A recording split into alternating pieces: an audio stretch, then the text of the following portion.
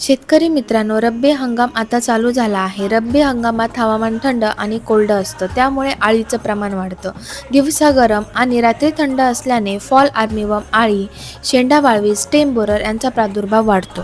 यामुळे पिकांचं नुकसान होतं, पानं कुरतडली जातात, शेंड्यावरून पिकाचं वाढणं थांबतं, कंस व्यवस्थित भरत नाही. यावर आहे एक खात्रीशीर उपाय, एन्जोकेमचं शॉटगन. 2 दिवसापूर्वी मी 2 तारखेला आलो, वावरात पाहिलं तर आळे आम्हाला भक्कम आळे दिसली.